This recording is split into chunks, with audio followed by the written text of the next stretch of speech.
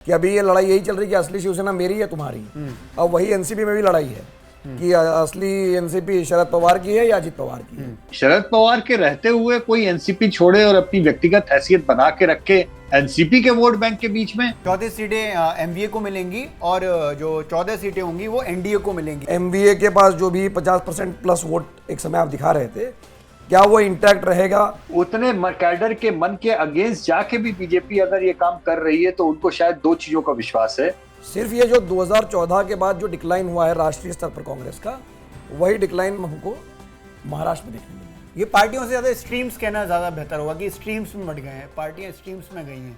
महाराष्ट्र की राजनीति मुझे बाइपोलर होती हुई दिखाई दे रही है। कांग्रेस को लगता है कि भाई उसको 2024 में कुछ करना है, तो महाराष्ट्र में उसके लिए एक अवसर हो सकता है। कांग्रेस को केंद्र में रख के कांग्रेस के नेता को पीएम कैंडिडेट डिक्लेयर करते हुए तो फिर भी यूपीए के जैसी चीज दोबारा खड़ी की जा सकती है। नमस्ते, मैं अविचल दुबे। न्यूज तक की साप्ताहिक सभा में आपका स्वागत है। और ये साप्ताहिक सभा जब शुरुआत की गई थी तो इसमें कई सारे राष्ट्रीय मुद्दे थे और कई सारे क्षेत्रीय राज्य के मुद्दे थे, लेकिन जो महाराष्ट्र का मुद्दा था तब भी जिक्र में आया था और अब भी जिक्र में है, क्योंकि महाराष्ट्र एक ऐसा स्टेट हो चुका है जिसको लेकर सबसे ज़्यादा कवायद हो रही है। और उसकी खास वजह भी है कि उत्तर प्रदेश के बाद सबसे ज़्यादा लोकसभा की सीटें हैं। पिछले साल वहाँ जिस तरह से राजनीति बदली और शिंदे ने उद्धव ग्रुप छोड़कर और बीजेपी को ज्वाइन कर लिया, सीएम बन गए। और जनवरी में एमओटीएन यानी कि मूड ऑफ द नेशन होता है, जिसमें सी वोटर ये बताता है कि शिंदे के आने से कुछ खास फायदा हो नहीं रहा है, बाकी नुकसान हो रहा है बीजेपी को। बाकायदा उन्होंने बताया कि एनडीए को 29 सीटों का नुकसान होगा और एमवीए को, जो वर्तमान उस समय की जो एमवीए थी, उसको 29 सीटों का फायदा होगा। फिर सकाड़ का सर्वे होता है, उसमें तो ये कहा जाता है कि साहब शिंदे जो हैं भयंकर नुकसान लेकर आए हैं बीजेपी के लिए। अब सी वोटर ने एक सर्वे किया। ये सर्वे तब हुआ जब 2 जुलाई को दिन दहाड़े यानी कि लंच के बाद जो है अजीत पवार ने अपने चचा की पार्टी को छोड़ते हुए एनसीपी को लेकर चले गए बीजेपी के साथ और शिंदे के साथ, और वहां बन बैठे डीसीएम। लेकिन शरद पवार कहते हैं कि मैं राज्य में एक बार फिर घूमूंगा और फिर से अपनी पार्टी बना लूंगा। कानूनी लड़ाई भी जाएगी, लेकिन जिस तरीके से राजनीतिक लड़ाई लड़ी जा रही है उसमें सीधे तौर पर 2024 की बात है। 2024 में कौन कितना मजबूत होगा इसको लेकर ही सवाल है। और इस बार फिर से एक सर्वे होता है जिसमें सी वोटर ये सर्वे करता है कि शरद पवार ज्यादा मजबूत हैं या अजीत पवार। जिस सर्वे में निकल के आता है कि Sharad Pawar is equal to NCP लगकर आ रहा है, जिस तरह से लोग अपनी बात को कह रहे हैं। इस पूरे मसले पर जिक्र करने के लिए हमारे साथ सी वोटर के प्रमुख यशवंत देशमुख जी हैं और तक चैनल्स के हेड मिलिंद खांडेकर जी हैं। आप दोनों का खूब खूब स्वागत है। सर, मैं आपसे शुरुआत करता हूं कि हमने महाराष्ट्र पर पहले भी जिक्र किया था और फिर से इसलिए जिक्र कर रहे हैं क्योंकि महाराष्ट्र में जो एक्टिविटीज़ हैं वो कंट्रोल नहीं हो रही हैं। ये कंट्रोल हो नहीं रही हैं या करने नहीं दी जा रही हैं? नहीं, देखिए, जब पिछली बार हमने जून महीने में यशवंत से बात की थी महाराष्ट्र को लेकर, और अब जब जुलाई में बात कर रहे लगभग 1.5 महीने बाद में, तो जो भी नदी अब यशवंत कहना चाहे कृष्णा, गोदावरी या पुणे की जो मूला नदी, जो भी नदी है, उसमें से पानी काफ़ी बह चुका है। और जो महाराष्ट्र विकास अघाड़ी थी, हाँ, उसमें फूट हो चुकी है। तो जो पलड़ा 1 महीने पहले तक लग रहा था कि जो विपक्ष है राष्ट्रीय स्तर पर वो एक टक्कर दे पाएगा बीजेपी को या शिंदे की शिवसेना को, वो अजीत पवार के पाला बदलने से अचानक से जो दूसरा खेमा है, विपक्ष का खेमा है, उसको एक तरह से ढहाने की कोशिश की है बीजेपी ने। अब वो कितनी सफल हो पाती है ये यशवंत बताएंगे, क्योंकि यशवंत ने जो सी वोटर ने नया सर्वे किया है जी। क्योंकि अब जैसे देखिए, जैसे शिवसेना में लड़ाई चल रही है, बीजेपी ने बड़ी होशियारी से कर दिया कि अभी ये लड़ाई यही चल रही है कि असली शिवसेना मेरी है तुम्हारी। अब वही एनसीपी में भी लड़ाई है कि असली एनसीपी शरद पवार की है या अजित पवार की है। तो वो जो सर्वे है उसमें ये कहा गया है कि भाई लोग मानते हैं कि शरद पवार की ही एनसीपी जो है, 66% लोगों ने कहा है कि वो असली है। तो अब इसका चुनाव पर यशवंत आपको क्या प्रभाव दिखता है? अगर मान लीजिए अभी तो असली नकली की ही लड़ाई चल रही है कि मेरी शिवसेना असली है, तुम्हारी नकली है। अब वो दूसरा एक और हो गया, मेरी असली है, तुम्हारी नकली है एनसीपी। तो ये जो असली नकली एनसीपी है, इसका अभी तो जल्दबाजी है, लेकिन फिर भी 2024 के लोकसभा चुनाव पर आप क्या असर देखते हैं? मुझे लगता है कि एनसीपी और शिवसेना दोनों ही केस बहुत अलग हैं।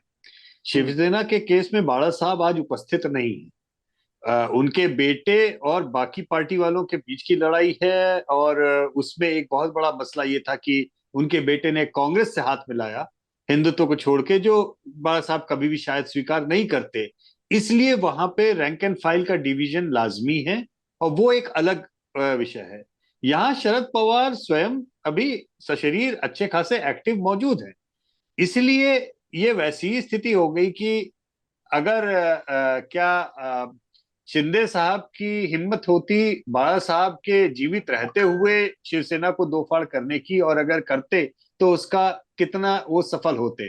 तो ये तो दरअसल रिजल्ट आपको मिल जाता है, जो स्थिति में छगन भुजबल से लेके नारायण राणे तक जितने लोग ने भी वहां से छोड़ा और अपनी व्यक्तिगत हैसियत में एक डिस्ट्रिक्ट लेवल के लीडर तक वो सीमित होकर के रह गए थे, उतनी ही उनकी हैसियत रह गई थी। जब बाळा साहब के रहते हुए तो राज ठाकरे ने भी छोड़ी शिवसेना, तो भी उनकी वो चीज नहीं पनप पाई राजनीति। इसलिए शरद पवार के रहते हुए कोई एनसीपी छोड़े और अपनी व्यक्तिगत हैसियत बना के रखे एनसीपी के वोट बैंक के बीच में, ये मुझे लगता है कि इतना आसान और इतना सहज नहीं होगा। ये जो आपका सर्वे है वो भी यही बता रहा है कि 66% लोग हैं, और जब वो हम एनसीपी के वोटर के बीच में जाते हैं तो वो 80% तक चला जाता है, या शिवसेना के वोटर में भी वो 70% पे हो जाता है। तो बीजेपी के अलावा जितने भी वोटर हैं उसमें शरद पवार की एनसीपी को ही असली एनसीपी माना गया है। बीजेपी के भी आधे वोटर 50-50 स्प्लिट है एक तरह से बीजेपी के वोटर्स में भी।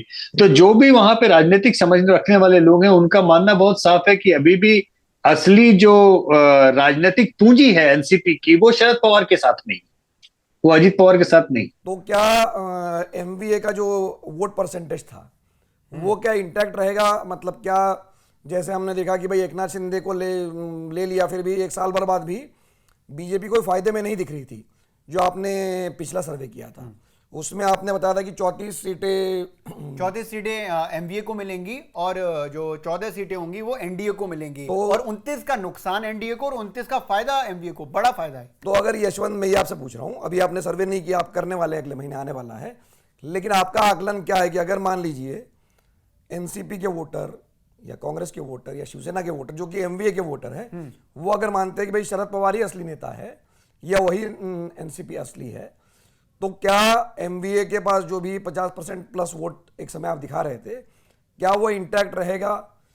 क्या बीजेपी को इसमें, मूल बात तो यही है ना कि बीजेपी को चुनाव में इसका फायदा होगा या नहीं होगा? देखिए मिलिंद, जो शिवसेना की टूट से एनडीए को फायदा नहीं हुआ ऐसा नहीं है। सिर्फ बीजेपी के वोट करीबन 27% के आसपास थे, और हमने जनवरी में जब सर्वे किया और उसके बाद से जो और सर्वे भी हुए वहां पर बड़े, मेरे ख्याल से एक सकाल का सर्वे आया, वो भी हम लोग ने डिस्कस किया था, तो वो 10% लगभग उनको शिवसेना शिंदे के आने से उनको उसका फायदा हो रहा था। और एक तरह से आप कह सकते हैं कि शिवसेना का ओरिजिनल वोट 20% था, जिसका वर्चुअल स्प्लिट हो गया है 10% शिंदे सेना, 10% जो है वो उद्धव ठाकरे जी की सेना के पास में। और जो गैप है दोनों ग्रुप्स के बीच में, वो गैप्स तकरीबन 10% के ही आसपास बचा हुआ था, जिसके कारण एक तरह से स्वीप हमने जनवरी में भी जो प्रेडिक्शन दी है उसमें मैथमेटिकली स्वीप ही हमने एमवीए के लिए बोली। अब सवाल यहाँ पे यह है कि कितना हिस्सा अजीत पवार अगर तोड़ के ले आए अपने साथ में, तो एनडीए को फायदे का सौदा होगा। ध्यान रखिए कि जो सर्वे के आंकड़े हैं हमारे और दूसरे, वो सब बता रहे हैं कि जो शिंदे और उद्धव ठाकरे के बीच की तोड़ हुई है उसमें 50-50 का स्प्लिट हुआ है लगभग वोट शेयर का। रीजन वाइज अलग अलग है, वो 90-10 बॉम्बे में है और 90-10 नॉन बॉम्बे में है, उल्टी तरफ, यानी उस तरीके से। लेकिन ओवरऑल में सीधे 50-50 है, यानी 20 में से 10% शिंदे सेना की तरफ गए और 10% उद्धव ठाकरे सेना की ओर गए। लेकिन यहाँ के केस में जो हमारा सर्वे के आंकड़े दिखा रहे हैं वो स्प्लिट लगभग 2/3 1/3 का दिखा रहे हैं, लगभग 66 और 33। अगर आप अलग अलग सवालों के ऊपर देखेंगे तो आप पाएंगे कि एनसीपी के अंदर करीब 1/4 से 1/3 की रेंज के बीच में लोगों ने जो अजीत पवार की ओर सेंटीमेंट दिखाया है जी। अब ये 50-50 नहीं है जैसा सेना के केस में हुआ, तो क्या इतना पर्याप्त होगा? ये एक इक्वेशन है मैथमेटिक्स का, जिसको अब आने वाले सर्वे हमारे क्लियर करेंगे।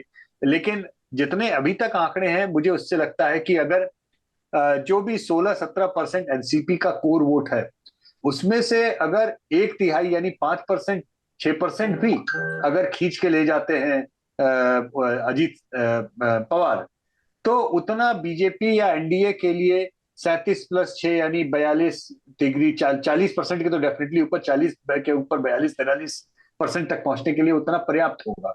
और अगर दूसरी साइड के वोट 46% से 6% घट के 40% पे आते हैं, तो इक्वेशन बदल जाता है अंक गणित का। मुझे लगता है कि शायद एनसीपी को साथ पे लेना कोई बीजेपी के कैडर के मन की बात नहीं है, और उतने कैडर के मन के अगेंस्ट जाके भी बीजेपी अगर ये काम कर रही है, तो उनको शायद दो चीजों का विश्वास है कि ये 5-6% का अंक गणित उनके लिए क्रूशल होगा। दूसरा, अंक गणित ठीक है, रसायन शास्त्र की बात करें, मैथमेटिक्स हो गया, अरिथमेटिक ठीक है, अब केमिस्ट्री की बात करें, तो उनको ये लगता है कि बीजेपी के जो वोटर्स हैं, जो इससे नाराज भी हैं, वो भी लोकसभा में मोदी के नाम पर तो वोट देंगे, कोई हमको छोड़ करके कांग्रेस के पास नहीं चल जाएंगे। तो ये दो उनके जो इक्वेशन है, ये देखने होंगे कि कितने हद तक वो इक्वेशन अपनी उचित जगह पे है। अन्यथा अगर बॉलपार्क में आप देखेंगे तो आई थिंक शरद पवार एक ऑलमोस्ट 2/3 से 3/4 एनसीपी का वो बेस अपने साथ में समेटने की आज भी हैसियत रखते हैं। उनको पुराना सिंबल मिला तो भी ठीक, नहीं मिला नया सिंबल मिला तो भी मुझे लगता है कि वो 16-17% में से कम 12-13% तक तो अपने आप शायद घसीट के ले जा सकते हैं। एक बड़ी बात इसमें देखनी चाहिए कि यहाँ 2 शिवसेना हो चुकी हैं, 2 एनसीपी हो चुकी हैं, कांग्रेस है और बीजेपी है। 6 स्ट्रीम वाला कोई प्रदेश इतना बड़ा नज़र नहीं आता है। उत्तर प्रदेश में 4 हैं, उसमें भी कांग्रेस काफ़ी कमज़ोर है। लेकिन यहाँ पर अगर हम पुराने सर्वे को भी देखें और अभी भी देखें, कांग्रेस मूक दर्शक बैठकर देख रही है, लेकिन उनके लिए चांसेस ज़्यादा हैं, क्योंकि हमने आपके एमओटीएन में भी देखा था कि जिस तरीके से कांग्रेस को ज़बरदस्त फायदा हो रहा था। तो क्या ये सब जो लड़ाई है, जिसमें 2 शिवसेना हो गई, 2 एनसीपी हो गई, और बीजेपी तो लगातार कोशिश कर रही है कि कैसे भी कैसे टूट हो जिससे हमको फायदा हो, लेकिन इस सब में कांग्रेस कुछ बेटर कर जाएगी? देखिए, अब बेटर कर जाएगी या नहीं ये तो यशवंत बताएंगे, क्योंकि सर्वे बताएगा जी। लेकिन ये जो 6 पार्टियां आपको दिख रही है, बिल्कुल, तो मुझे ये लगता है कि अगर आप पीछे मुड़ के देखें, हाँ, जब शरद पवार ने पार्टी तोड़ी थी 1999 जी, तो उसके बाद जो विधानसभा चुनाव हुआ, तो उसमें कांग्रेस को सीटें ज्यादा मिली थी, शरद पवार को कम मिली थी।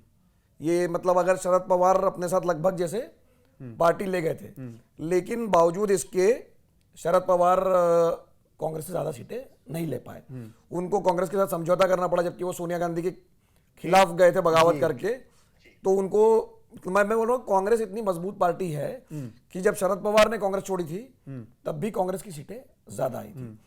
फिर 2004 में ये हुआ कि भाई एनसीपी की 2-4 सीटें ज्यादा आ गई, जिसका अजीत पवार ने जिक्र भी किया था कि भाई उस समय हमको मुख्यमंत्री बना लेना चाहिए था।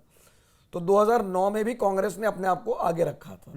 ठीक है, तो सिर्फ तो मेरा ये मतलब है कि जब कांग्रेस और एनसीपी का कोalition भी चल रहा था, तो ये दोनों पार्टियां बराबरी पे थी। सिर्फ ये जो 2014 के बाद जो डिक्लाइन हुआ है राष्ट्रीय स्तर पर कांग्रेस का, वही डिक्लाइन हमको महाराष्ट्र में देखने मिला। ठीक है, अदरवाइज तो आप 2004 का चुनाव देखिए, लोकसभा का भी मुंबई जैसे शहर में बीजेपी को 1 सीट नहीं मिली। 2009 में भी यही हुआ। तो मैं ये कह रहा हूँ कि कांग्रेस, चूंकि जो डिक्लाइन देश भर में हुआ है वही महाराष्ट्र में हुआ है, तो अब ये क्लियरली एक अपॉर्चुनिटी कांग्रेस के लिए है, क्योंकि अभी जो 2 विपक्ष थे बीजेपी के, वो दोनों में उनकी क्रेडिबिलिटी कहीं ना कहीं कम हुई है, चाहे वो शिवसेना की हो या एनसीपी की हो। तो ये इंडिविजुअली शरद पवार या उद्धव ठाकरे कितना भी विरोध करें, लेकिन ये भरोसे करने लायक नहीं रह गए हैं। नहीं रह गए मतलब अगर मैं बीजेपी का विरोधी भाई ये कभी वहां जा सकते हैं, तो ऐसे में मुझे लगता है कि कांग्रेस के लिए एक अवसर है, लेकिन अब वो अवसर का वो लाभ उठा पाते हैं या नहीं, वो एक दूसरा सवाल है। लेकिन ये 6 पार्टियां, मुझे नहीं लगता है कि 5 साल बाद ये 6 पार्टियां रहेंगी। ये वापस जो हम देखेंगे कि अगले 5-7 सालों में ये घट के वापस 3-4 रहेगी, और उसमें चाहे वो बीजेपी हो या एक कांग्रेस, हर राज्य में एक राष्ट्रीय पार्टी का ही महत्व बना रहता है। तो जब कांग्रेस का महत्व ज्यादा था तब बीजेपी का महत्व कम था, अभी बीजेपी का ज्यादा तो कांग्रेस कमजोर है। ये पार्टियों से ज्यादा स्ट्रीम्स कहना ज्यादा बेहतर होगा कि स्ट्रीम्स में बढ़ गए हैं, पार्टियां स्ट्रीम्स में गई हैं। मतलब मुझे नहीं लगता है कि ये जो 6 पार्टियां अभी हम देख रहे हैं, ये हो सकता है अगले विधानसभा चुनाव में ये 6 पार्टियां लड़ ले, लेकिन अगले 4-5 सालों बाद वापस एक तरह से इसका कंसोलिडेशन होगा। मतलब जैसे राज ठाकरे भी एक प्लेयर है, लेकिन अब वो कहीं नहीं है, वो अगर वो पांचवी पार्टी हम भूल जाते हैं, वो कहीं अलाइन नहीं है अभी किसी से। वो जब बीजेपी के साथ चले गए, जाने की कोशिश कर रहे थे, तो बीजेपी ने एकनाथ शिंदे को ले लिया। टेक्निकली तो आरपीआई भी वहां पे प्लेयर है, मतलब आप अगर वैसे देखें तो 8-10 पार्टियां आपको महाराष्ट्र में दिखाई देंगी। लेकिन कंटेस्ट 2014 के असेंबली को अगर आप छोड़ दें तो बाइपोलर ही रहा है, दो धड़ों में, दो बड़े ग्रुप्स में रहा है सीधे सीधे वहां पर।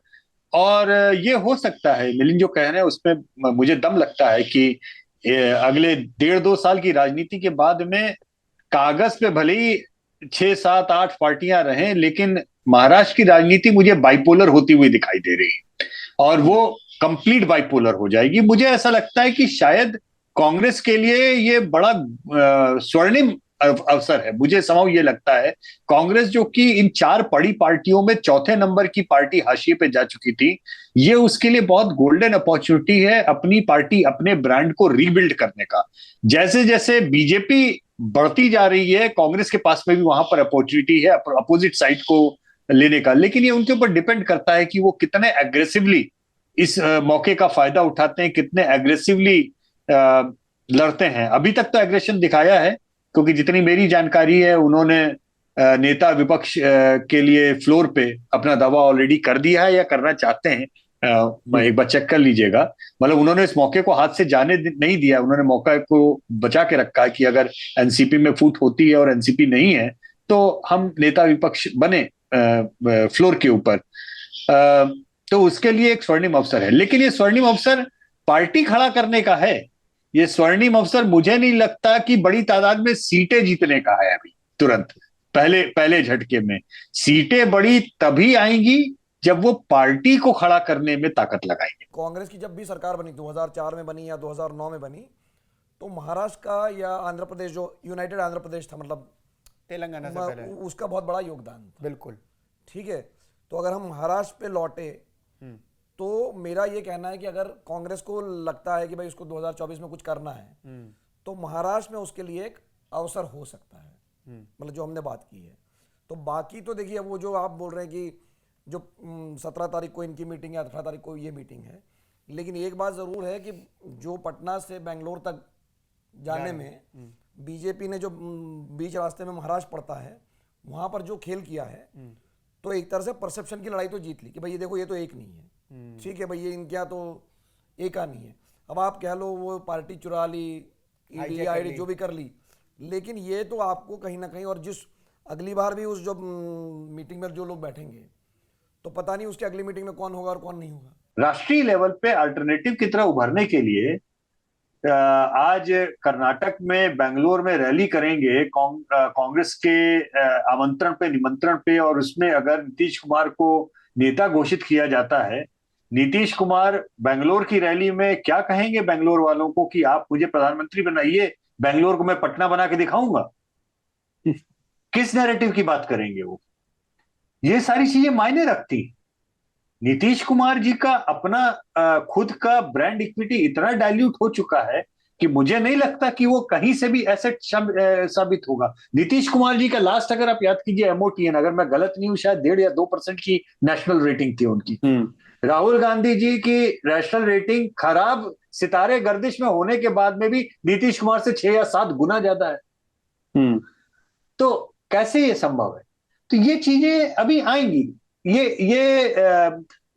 चीजें महत्वपूर्ण होंगी। दूसरी चीज मुझे लगता है कि जितना ज्यादा नंबर ऑफ पार्टीज और गठजोड़ की बात अपोजिशन कैंप में होगी, बिना कांग्रेस को सेंटर में रखे हुए, कांग्रेस को केंद्र में रख के कांग्रेस के नेता को पीएम कैंडिडेट डिक्लेयर करते हुए, तो फिर भी यूपीए के जैसी चीज दोबारा खड़ी की जा सकती है। लेकिन गैर कांग्रेसी को नेता बनाने से वो भानुमति के कुनबे वाली जो फीलिंग आती है, वो फीलिंग ही मुझे लगता है कि बहुत बड़ी लायबिलिटी होगी उस गठबंधन के लिए। क्योंकि मुझे याद नहीं पड़ता इस मुल्क में पिछली बार जनता ने होशो हवास में एक हंग असेंबली या हंग स्थिति को कब प्रेफर किया था।